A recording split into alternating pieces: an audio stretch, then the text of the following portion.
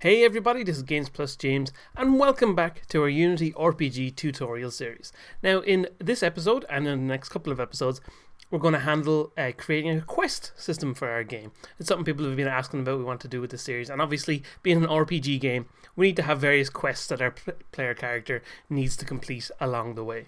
So, obviously, as with anything that you do when you're making a game, there's hundreds and hundreds of different ways that you could handle your own quest system. So we're going to do one that's relatively simple and kind of straightforward and logical as we go through it. So what we're going to do is we're going to have an overall quest manager to handle all our scripts, or to handle all our quests even, and then within that we're going to have a bunch of individual quest objects, and each one of those objects will manage its own quest at any given time. So what we're going to do is we're going to put this on our canvas, because we know our canvas is being carried through and staying active throughout the whole game because we're using it permanently. So on our canvas here we're going to add a new child object. So we're going to create an empty object. So much like we did with our dialogue manager, which is keeping active the whole time, we're going to create here a quest manager object, and just to start us off, I'm going to create an empty child of this as well that we're going to call quest 0. So we're going to use quest 0 because what we're going to do is create a whole array of quests. So if we have any number of quests, if we have 5 quests, if we have 100 quests, we want to be able to fill them into our array. And as we know from handling arrays before, the very first object in an array is element 0 of the array. So that's why we'll have our first quest be quest 0.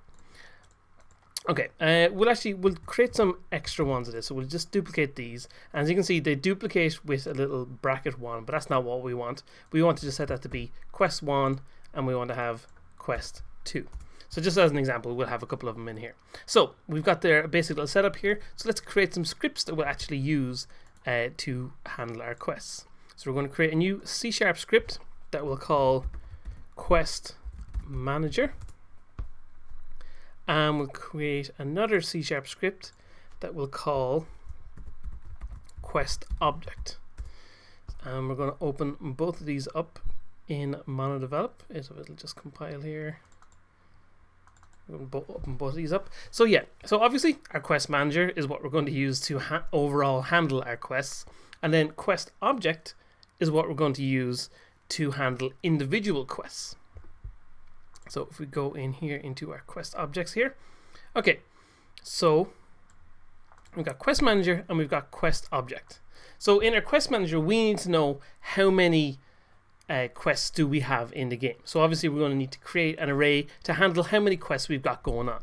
So what we're going to do is right here, we're going to create a public quest object array. Not put prop in the middle of it, just an array by putting our square brackets like that. And we're just going to call this our quests. Nice and simple like that. So I'm just going to save that, convert it if you get that annoying bit of dialogue or a bit of prompting. So we'll go back into Unity, and we're just going to set up all this stuff as we go so that we know we're able to handle everything just the way we want to. So wait for that to compile. And then if we go to quest manager here, we're going to add the quest manager script to it like that.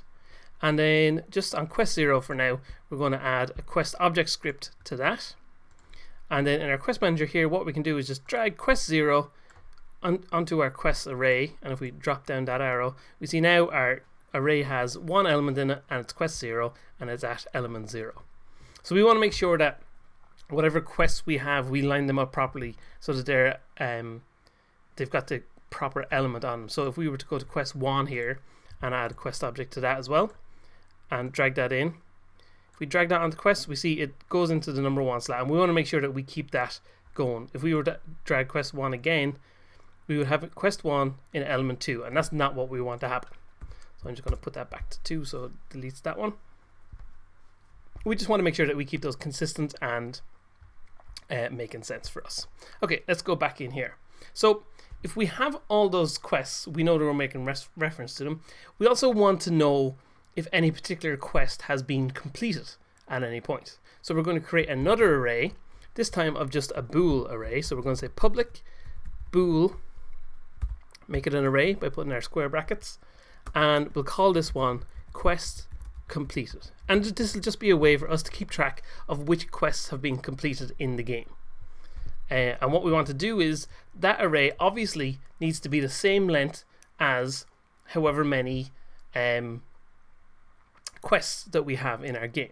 So in our start function here, what we can just say is, okay, our quest completed array should be equal to a new bool array.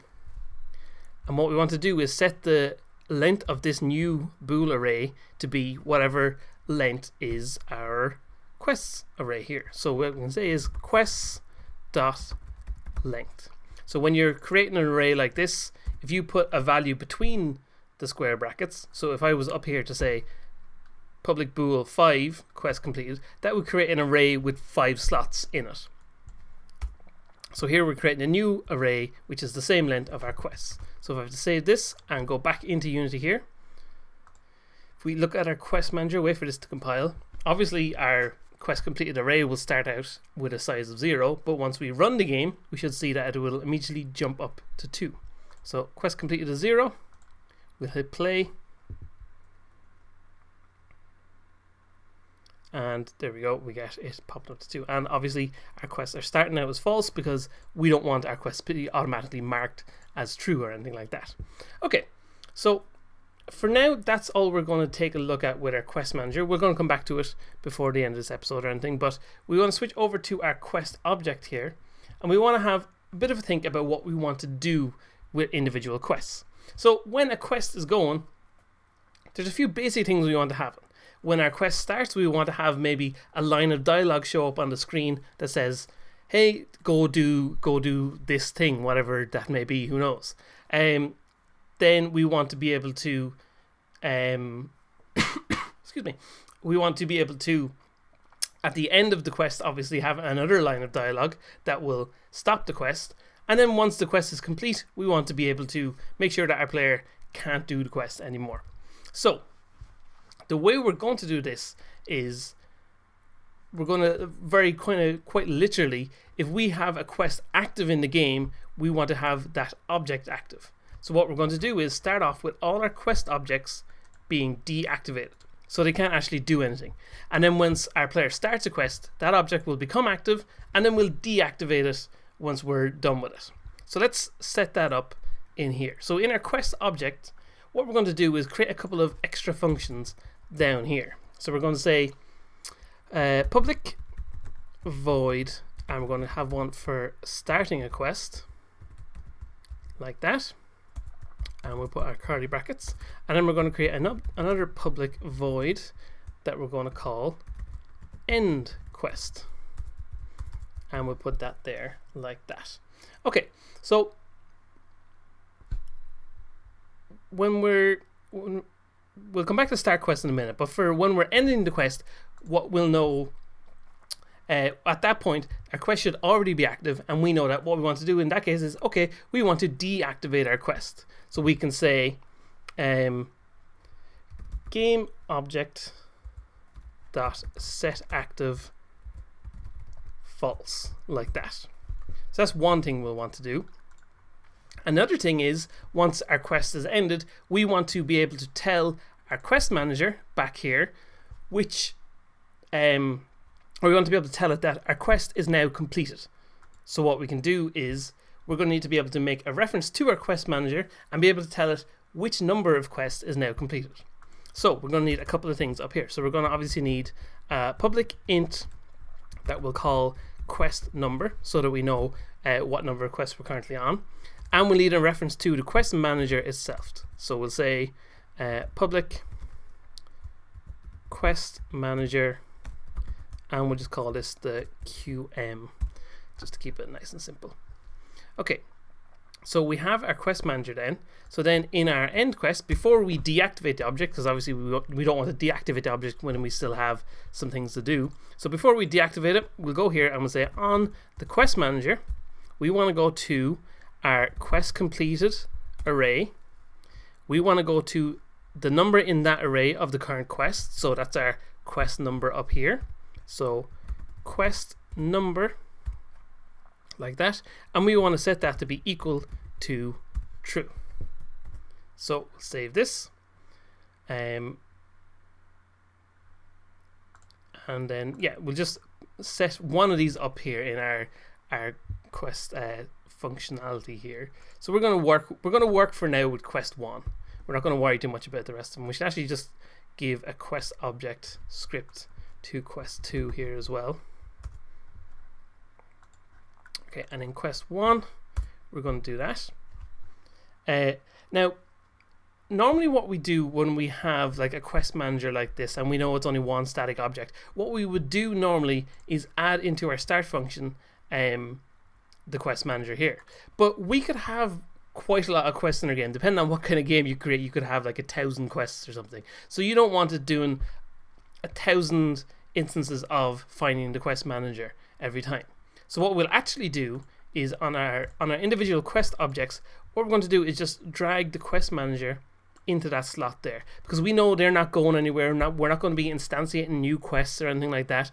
They're going to be static objects that are always there. So we know that we can just line them up and associate them, and then they'll work just the way we want them to in our game.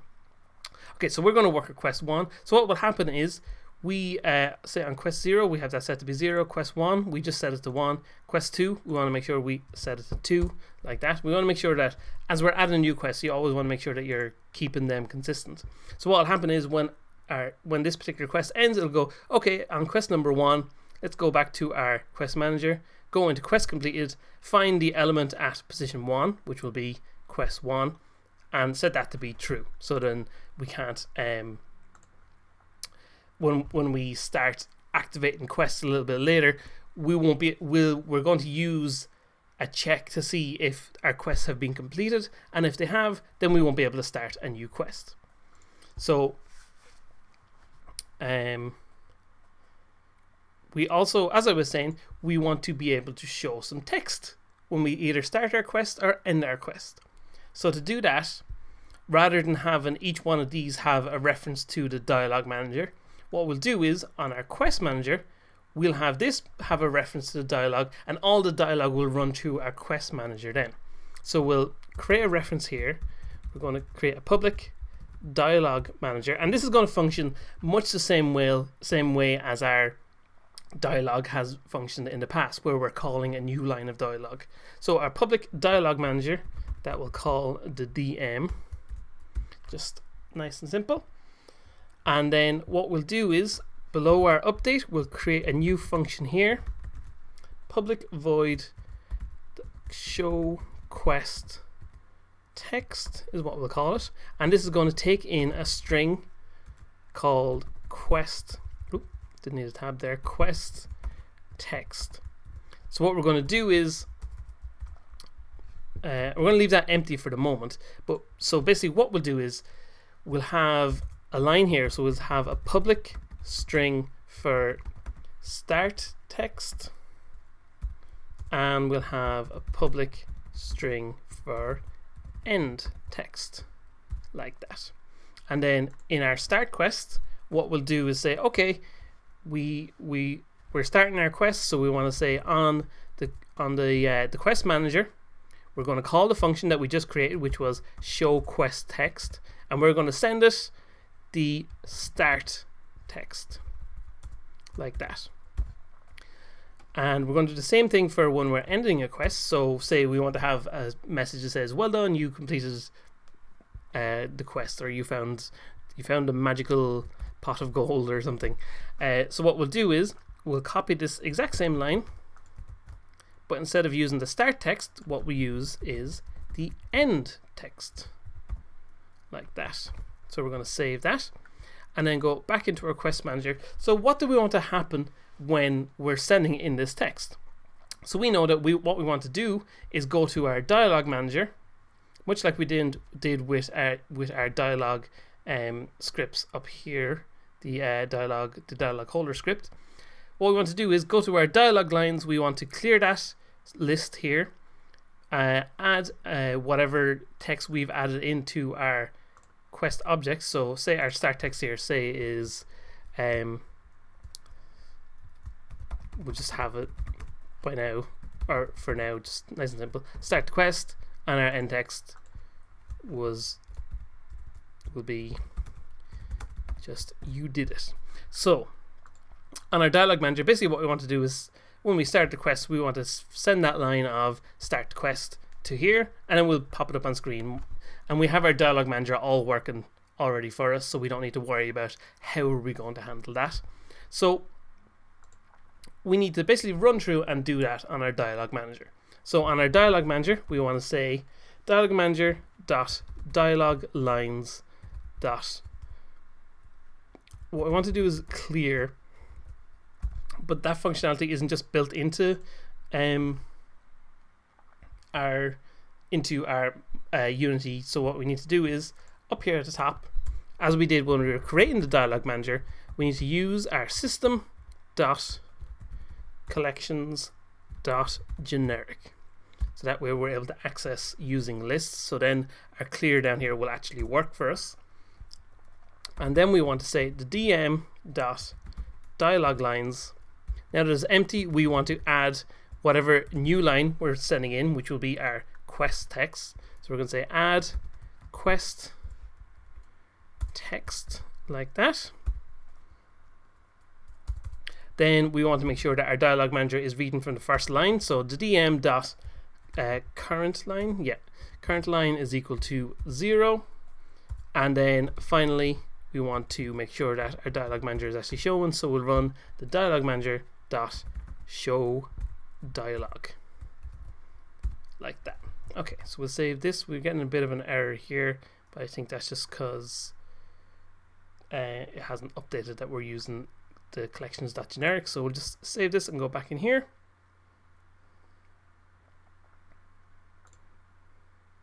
No, we're getting a bit of an error. Am I spelling? I think I'm spelling the dialog wrong. Where's our dialog lines? No, I'm spelling it right. What are we missing here?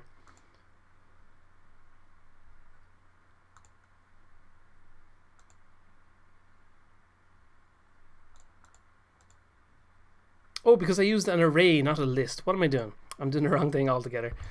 So we don't need the system.collections.generic. What we actually need is, if we go for example, on our dialog holder, we're basically doing the same thing as what we did with our dialog holder. So if we just open this up here, I think I went to the wrong thing. I don't know why that closed my quest manager. Shouldn't have done that. Okay, so I'll just open back up our quest manager. So when we look at our dialog holder script from before,